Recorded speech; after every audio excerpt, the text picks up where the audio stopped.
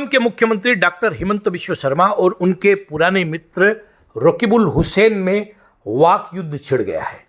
कुछ समय पहले हिमंत बिश्व शर्मा ने संवाददाता सम्मेलन को संबोधित करते हुए कहा कि अगर धुबड़ी में अजमल जीतता है तो सांप्रदायिक शक्तियाँ बढ़ेगी, इसको देखकर तकलीफ होती है। वहीं रकीबुल हुसैन जीतने पर गेंडों की तरफ देखकर जो है वो दुख होता है। जाहिर है कि उन्होंने सीधे सीधे गेंडों की हत्या के लिए रकीबुल हुसैन को जिम्मेदार ठहरा दिया। इसके बाद रकीबुल हुसैन पूरी तरह से हमलावर हो गए मुख्यमंत्री डॉक्टर हिमंत बिश्व शर्मा पर। उन्होंने कहा कि मैं अतीत की बातें अगर निकालूंगा तो मुख्यमंत्री बुरा मान जाएंगे। उन्होंने इशारों में कहा कि मैं वह बात याद करता हूं जब उजान बाजार की एक माटी में एक लाल रंग का शर्ट पहना हुआ एक युवक मिलता है, खून से सनी हुई मिट्टी दिखती है, एक खाली थैला पड़ा हुआ दिखता है। जाहिर है कि वो किसी हत्याकांड की तरफ इशारा कर रहे थे। आखिर किसकी हत्याकांड में मुख्यमंत्री को इम्प्लीकेट करना चाहते हैं या मुख्यमंत्री पर जो है हमला करना चाहते हैं रकीबुल हुसैन, यह रहस्य में है। वहीं वो कहते हैं कि अजमल के साथ भी उनकी मित्रता है। अजमल को जिताने के लिए जी जान लगाने वाले हैं हिमंत बिश्व शर्मा।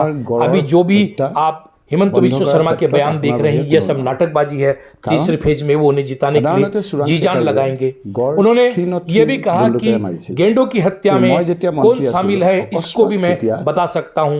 उन्होंने जिक्र किया कि जब डॉक्टर हिमंत बिश्व शर्मा कांग्रेस में थे और वो मुख्यमंत्री बनना चाहते थे तरुण गोगोई को हटाकर, उस दौरान उन्होंने एक पत्र लिखा रकीबुल हुसैन को और कहा कि गेंडों की हत्या को रोकने में वे मदद कर सकते हैं। इसके बाद उन्होंने एसबी की रिपोर्ट का जिक्र किया और कहा कि जब शिकार करता है गेंडों का तो 303 की राइफल से करता है, जबकि उनकी हत्या AK-47 से हो रही थी। और सब जानते हैं कि AK-47 सरेंडर्ड एक्सट्रीमिस्ट रखते हैं, सल्फा रखती थी, और सल्फा का मित्र कौन है ये सब असम के लोग जानते हैं। जाहिर है उनका इशारा यहाँ भी मुख्यमंत्री की तरफ था।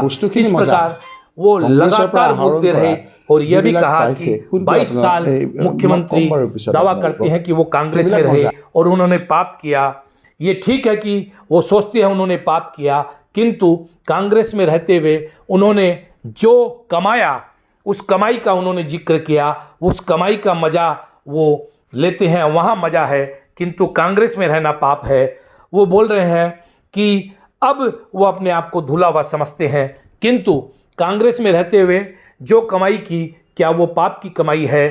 इस प्रकार उन्होंने सीधे सीधे भ्रष्टाचार में, गेंडों की हत्या में अजमल के साथ मिले हुए होने का आरोप भी उन्होंने लगा दिया। साथ ही किसी एक हत्याकांड का जिक्र करके मुख्यमंत्री की तरफ इशारा कर दिया।